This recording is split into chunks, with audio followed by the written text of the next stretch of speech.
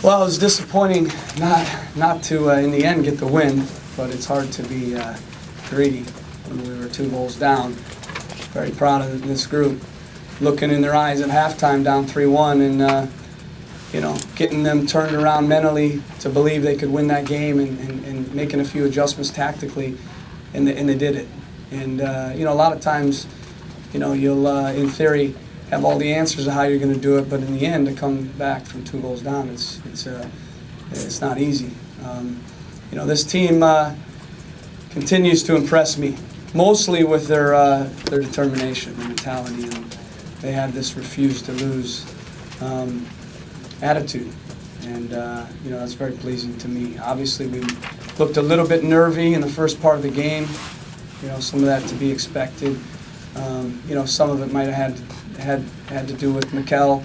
He made a couple mistakes. He knows it. Probably mistakes he's rarely made, but some of it might have had to do with the fact that he 2 days ago was in Paris, and he flies in. We plug him in 2 days, and in the end, he's still getting his legs underneath him. But he was tremendous in the second half, and he made up for it. And listen, those are mistakes that we can't make. And yet I know that they won't happen again. So we're still going through a little bit of some growing pains and evolving into the team we want to be. But that second half, we were tremendous. And for us to come back 2 goals down and get a point, again, disappointed we couldn't get the win because we had chances to do it. But we'll take it, and we'll get back to work on tomorrow. And we'll get ready for Montreal. Looking forward to that game. And I know this group has 3 points in mind there. Can you share, what did you tell them at halftime to keep them in the game? Well, the first thing I told them is you can't do anything about the mistakes. You got to put that behind them. And when I first walked in, they seemed to, certainly a bit down and disappointed. No one expected the game to be where it was, 3-1 at halftime. But we needed to put it behind us. We needed to focus on what we're going to do to pull the goals back and to get a result. And mentally they did that. And then we certainly made a few changes tactically, just in terms of how we were playing. And I thought the guys that went in the game as well gave us a lift. So it was a team effort.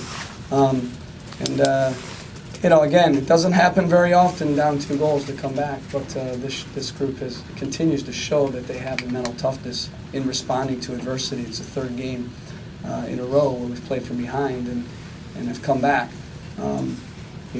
We need to certainly correct that.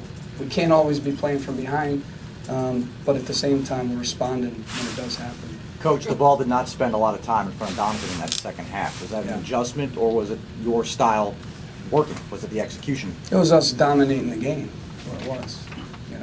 Obviously we needed to push. We needed to score 2 goals, and they stopped thinking and just played. They played aggressive, and really at the end of the first half as well, they did that. It was just the first 15, 20 minutes or so where it was a bit shaky and tentative, and again, a big part of that is we got a new group.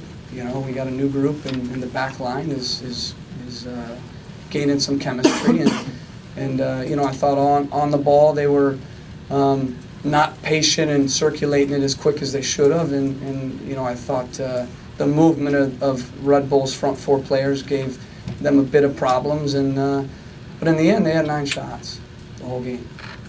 We had 21, and so I think it shows that we were the aggressive team, but in the end we can't make those mistakes if we want to continue to have success. 2 of the goals we basically gave them. It wasn't anything they did to earn them. We gave them to them. And if you give up goals, you'd rather it be in a way where they do something to break you down, but we basically handed them 2 goals on a platter, and that's ultimately what cost us 3 points. But I'm pleased with the way the group responded to get a point. Caleb, you talked about the adjustments you made at halftime tactically. What exactly did you do, and how did you get Darlington freed up? Because it certainly seemed like he was a different player in the second half. Yeah, well, part of it is just telling Darlington he needs to play, instead of a midfielder, he needs to play more like a striker and really get at, their right back and go at him. We knew that was perhaps a matchup we could win. And the light bulb went on, and sometimes with Darlington you got to give him a kick in the ass, and in a positive way, pump him up. And I had a few words with him, and he was a handful in that second half. I thought he was a big part of us turning the game around. You talk about Valeri's play all game long, and he was great. He's tremendous. I mean, he is worth every penny. I mean, he is a tremendous player. He's gifted. He's capable of pulling a rabbit out of the hat at any given moment. Very clever in tight spaces, and he can unlock teams. He's going to be a handful this year as well. Coach, can you take us through the exact tactical changes that you implemented at halftime? What you told your team to change what you were doing? Yeah, well, we needed to be more patient in circulating the ball. In the first half, we tried to go a little bit more direct for whatever reason. That's not obviously our style. I think part of that was, again, nerves. And so we changed some spacing and rotation through the middle so that we could circulate the ball, which allowed us to now get control of the game and get in the front half. And that's where we're best. We're best when we get on the front foot in the front half, and we lock teams in with possession and pressure, and that's exactly what we did. So it was some little rotation and spacing issues through the center of our midfield. And again, a part of it was just getting the front four players to be a little bit more aggressive, driving at the back four of the Red Bull. You guys are coming off an emotional win. Obviously, you have Seattle in 2 weeks. How confident are you? We didn't win. But it felt like emotional it didn't. draw. It felt like it didn't. How confident are you that this team isn't going to look past Montreal to Seattle? We're not going to look past any team. This is the professional ranks. You don't look past teams. Every team is a good team. To think we're going to look past a team is ludicrous. The crowd obviously helped you in the second half. The first half, did that affect one of those goals with communication there at all? The loudness? No, I don't think so. I think, again, Mikel made a couple mistakes, and, in the back, you make mistakes. And New York, we knew they would punish us if we did. It won't happen again. And again, I love the way he responded in that second half. And at the end of the game, we had a nice little chat, and he's going to be a very good player for us. You saw what he's capable of doing in that second half. Coach, is your defense good enough right now to get you 3 points on a consistent basis? Yes. I'm from Montreal. I saw Comes Donovan through the pot, Ricketts aren't who do stuff like that in the past. Is his job solid in Portland, or you have another option? Say that again? You have another options for goaltenders, or Ricketts is your guy to go? Ricketts is our guy. He's a very good goalkeeper. So, again, you guys look at goals to go in and you think it's the goalkeeper's fault. That's ridiculous. Coach, how much do you think it helped, in a weird way, New York maybe taking their foot off the gas after going up a couple goals? Well, I think it was more we made them take their foot off the gas because we rammed it down their throats in that second half. Last one for Caleb.